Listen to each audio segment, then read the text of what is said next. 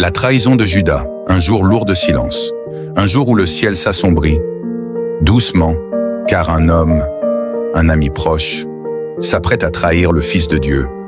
Judas Iscariote, disciple de Jésus, choisi parmi les 12, témoin des miracles, des larmes, des enseignements, proche du cœur du Maître, et pourtant, dans le secret de son cœur, quelque chose s'est cassé, une faille, une ouverture, à la convoitise, à l'avidité, à l'orgueil. Jean 12 nous dit qu'il gérait la bourse et qu'il critiqua Marie pour avoir versé un parfum sur les pieds de Jésus. Mais ce n'était pas par souci des pauvres, c'était le début de sa chute intérieure. Dans Matthieu 26, il pose une question glaciale. « Que voulez-vous me donner et je vous le livrerai » 30 pièces d'argent, le prix d'un esclave. Et Judas accepte. Ce jour-là, il vend la vie, il vend l'amour, il vend la vérité. Le soir venu, à la table de la scène, Jésus regarde ses disciples et dit « L'un de vous me trahira ». Il donne un morceau de pain à Judas, un geste d'amitié, une dernière chance de revenir. Mais Judas le prend et part. Et la Bible dit « Il faisait nuit ». Jean 13h30. Dans le jardin de Gethsémanée, Judas revient. Il approche. Il embrasse Jésus, le signe qu'il avait donné aux soldats. Jésus lui dit « Mon ami, ce que tu es venu faire, fais-le ». Même dans la trahison, Jésus l'appelle encore « Mon ami ».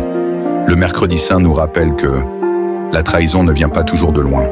Elle peut venir de ceux qu'on aime, de ceux qui sont proches, de nous-mêmes parfois. Et pourtant, Jésus n'a pas maudit, il n'a pas repoussé, il a aimé jusqu'au bout. Aujourd'hui, posons-nous la question, ai-je un Judas en moi? Ai-je trahi par mes compromis, mes silences, mon indifférence? Mais la bonne nouvelle, c'est que Jésus n'a jamais cessé d'aimer. Il est allé jusqu'à la croix, même pour ceux qui l'ont trahi.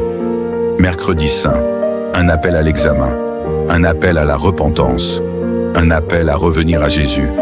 Il t'appelle encore. Mon ami, partie 2. La trahison en nous.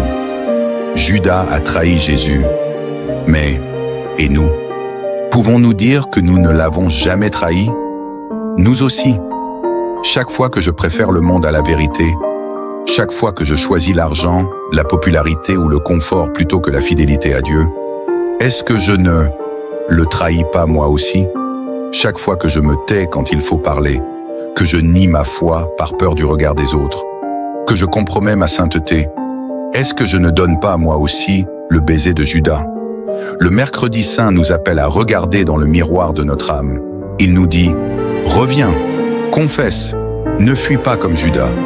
Judas a regretté, il a rendu l'argent, mais il n'a pas cherché le pardon. Pierre aussi a trahi, il a renié Jésus 3 fois, mais Pierre a pleuré, il a attendu la résurrection et il a été restauré. Toi aussi tu peux être restauré, tu n'es pas condamné à tomber, tu es appelé à revenir. Jésus a tendu la main à Judas jusqu'au bout. Il tend la main à toi aussi. Aujourd'hui, Jésus ne cherche pas des disciples parfaits. Il cherche des cœurs brisés, des cœurs sincères, des cœurs qui reviennent à lui. Car même si tu l'as trahi hier, il t'appelle encore aujourd'hui. Mon ami, je t'aime encore. Approchons-nous donc avec assurance du trône de la grâce, afin d'obtenir miséricorde et de trouver grâce. Hébreux 4,16. Reviens, c'est encore le temps de la grâce. Partie 3. L'agonie du salut, et après la trahison, vient l'agonie. Jésus seul, Jésus à genoux, Jésus en sueur, comme des gouttes de sang. Luc 22,44. Étant en agonie, il priait plus intensément, et sa sueur devint comme des grumeaux de sang qui tombaient à terre. Le Fils de Dieu, accablé par la peur, la douleur, le poids de nos péchés. Ce n'est pas la croix qui l'écrase d'abord, c'est la solitude, la trahison, le fardeau du monde. Jésus aurait pu fuir, il aurait pu appeler des légions d'anges, mais il est resté, pour toi, pour moi, parce qu'il nous aime plus que sa propre vie. Père, s'il est possible que cette coupe s'éloigne de moi, toutefois, non pas ma volonté, mais la tienne.